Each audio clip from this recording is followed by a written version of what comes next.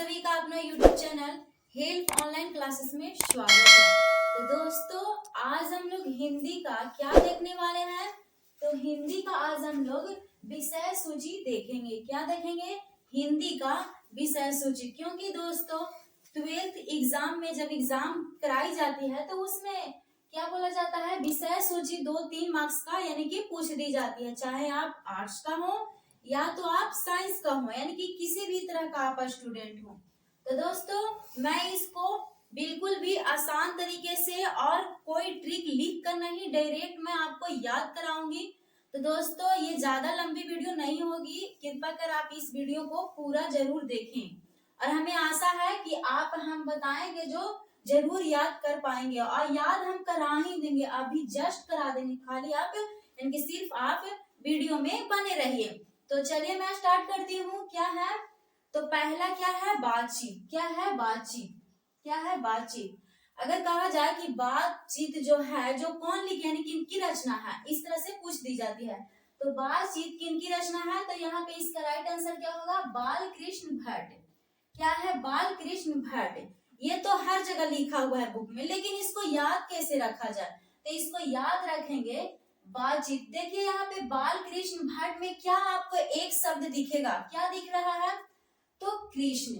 क्या दिख रहा है? कृष्ण। यानी कि बातचीत करनी है तो किससे करो? कृष्ण से करो। इन लोगों में क्या रखा है, यानी कि इस तरह से इसको याद रखेंगे। यानी कि बातचीत करना है तो इंसानों से नहीं, कृष्ण जी से बात करो। यानी कि याद रखेंगे कि बातचीत के लेखक यानी बातचीत किनकी रचना है? तो बाल कृष्ण भट्ट। यानी कि इसका लेखक कौन है?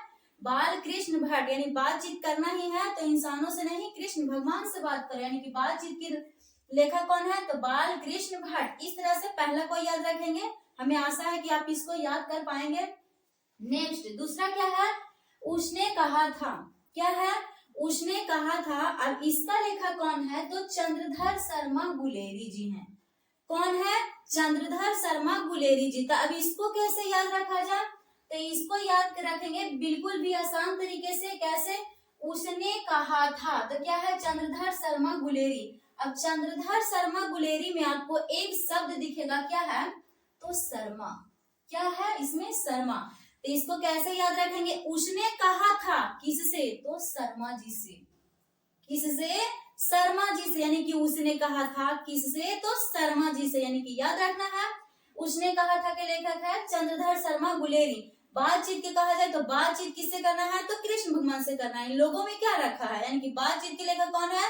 तो बाल कृष्ण भट्ट। उसने कहा था यानी कि उसने कहा था किससे? शर्मा जी से। यानी कि इस तरह से याद रखेंगे। यानी कि उसने कहा था पाठ के लेखक कौन है? तो चंद्रधर शर्मा गुलेरी। दो को हम लोग याद कर चुके हैं। आप तीसरा को देखेंगे। तीसरा में क्या है? तो तीसरा है संपूर्ण क्रांति। क्या है? संपूर्ण क्रांति। अगर कहा जाए कि इसका लेखक कौन है? तो जयप्रकाश नारायण जी। कौन है? तो जयप्रकाश नारायण जी। अब इसको कैसे याद रखना है? तो यहाँ पे क्या है? संपूर्ण है। क्या है? संपूर्ण क्रांति। अगर कोई चीज संपूर्ण पाना हो यानी कि क्रांति करनी हो तो यहाँ पे जय बोलता है। और जय यहाँ पे किसका बोलना है? तो नारायण जी का। किसका बोलना है? तो नारायण जी का। यानी कि संपूर्ण कोई चीज पाना है तो भगवान की पूजा पाठ करो, कोई भी वस्तु अच्छी से प्राप्त कर पा सकते हैं, यानी कि कर सकते हैं। तो यहाँ पे कहा जाए कि संपूर्ण कोई वस्तु पाना है तो किसका जय करो? तो नारायण जी का जय करो। किसका करो? तो नारायण जी का जय करो। यानी कहा जाए संपूर्ण क्रांति के लेखक कौन है? तो जयप्रकाश नारायण। बातचीत करना है तो किससे करो? कृष्ण जी से करो। यानी कि बातचीत के लेखक बाल कृष्ण भट्ट। उसने कहा था कि पाठ के लेखक कौन है? तो उसने कहा था किससे? शर्मा जी से। यानी कि उसने कहा था पाठ के लेखक कौन है? तो चंद्रधर शर्मा गुलेरी। कोई भी वस्तु संपूर्ण पाना है तो जय किसकी लगाना है? नारायण भगवान की। यानी कि संपूर्ण क्रांति के लेखक कौन है? तो जयप्रकाश नारायण। उसके बाद में हम लोग नेक्स्ट को देखेंगे। नेक्स्ट में क्या है? तो नेक्स्ट है अर्धनारीश्वर। क्या है? अर्धनारीश्वर। अर्धनारीश्वर के लेखक कौन है? तो रामधारी सिंह दिनकर। क्या है? तो रामधारी सिंह दिनकर। अब इसको कैसे याद रखा जाए? तो यहाँ पे क्या है? अर्ध। अर्ध मतलब क्या होता है? तो आधा होता है। तो कोई वस्तु माना जाए कि आधा है तो पूरा करने के लिए किसका नाम लेना चाहिए? तो यहाँ पे राम भगवान का। किनका?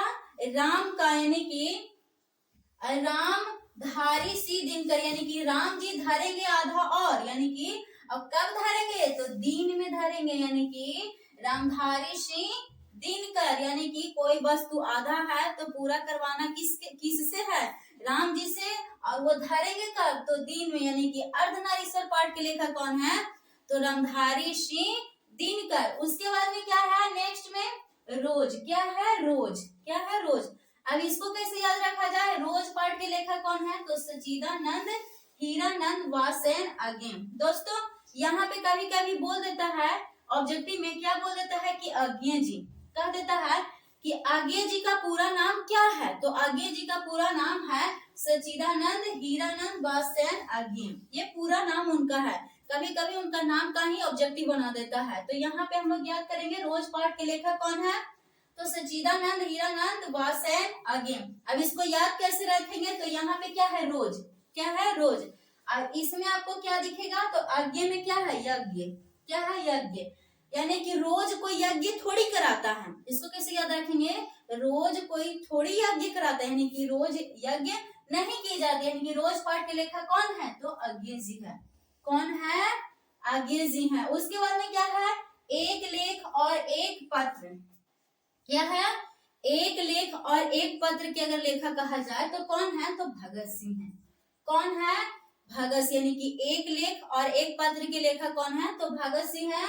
और दोस्तों हमें आशा है कि हम इस तरह से बताने का कोशिश किए तो आपको याद हो गया होगा। और अगर आप यहाँ पे देखें, यहाँ पे ये गद्य खंड का हम कराएं, अगर आप पद्य खंड का इस तरह से याद करना चाहते हैं तो आप कमेंट बॉक्स में जरूर बताएं। और दोस्तों मेरी वीडियो अच्छी लगी हो तो कृपया कर वीडियो को शेयर करें और वीडियो को लाइक करें और चैनल को सब्सक्राइब करें ताकि मैं आपके लिए अच्छी वीडियो आपकी तरफ पहुंचा सकूं आपके लिए। थैंक यू, धन्यवाद।